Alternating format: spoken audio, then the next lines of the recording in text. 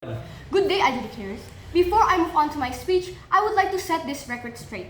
This debate is not about whether online education should be used in emergencies, for instance, like in the COVID-19 era, 2021, where it is crucial for students and teachers in studying and teaching. Hence, at that moment, it is essential.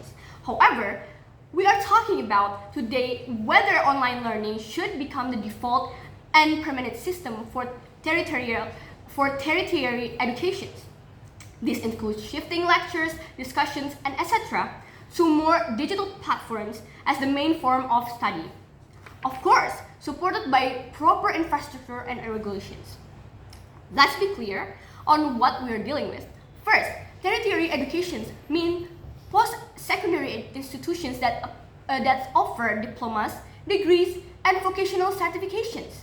Secondly, online education itself means structured, intent-based learning using applications, for instance, Zoom, learning management system, LMS, for instance, like Moodles, and digital materials that can be accessed easily by students.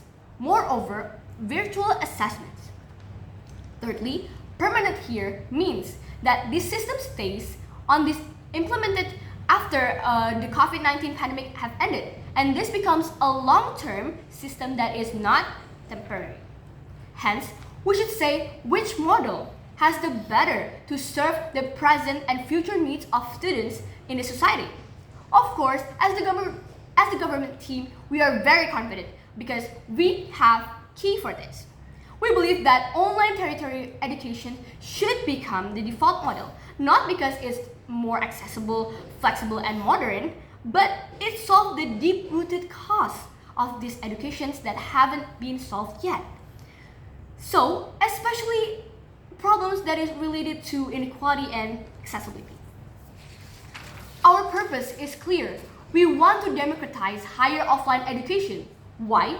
For decades, university colleges has been only accessible to those who afford to move cities, to rent a house, and to living costs of the campus life itself. The cost of the tuition is already higher.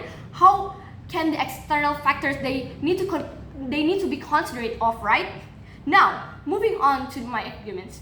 First, we serve equity and access to everyone. Let's take a look at the status quo here. Physical university requires students to look for external factors to be considered, as I mentioned before.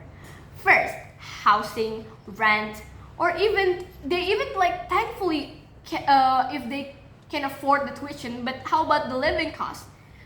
Thirdly, those students who are actually building their career while also manage to attend university also, right? It is very hard for them to actually find the flexible time. Hence, online learning comes here to make students more easy where they are in any time, any place, or what conditions they are facing, they can still attend education remotely, right? Making the system more inclusive and more fair. Moreover, future challenges means not only they can be adapting to the digital environments, but in the other side of the house, we want everyone that can find many experiences, or they want to support their career by upgrading their skills while also maintaining their educations. We want them to actually be flexible with their time, right? So, other outside of the house might said, what about the value of the degree itself? Is it the same as the offline educations? Yes, we strongly agree, because even if we are online, we still have the regulations and terms of conditions.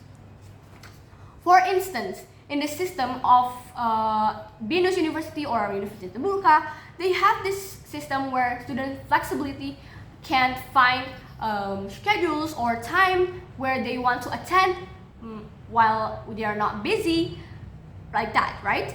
And secondly, what about the cheating they can possibly do if we held like the project or exam online? Well, as I can say, there is regulations. Students will have to value their integrity and also their character, because there will be a system where assessment will be used with the camera and the detections of the exam, where if they open another tab, it will be known by the professor, right? So even if there is a chance possible that they can cheat, professor will know clearly through activeness.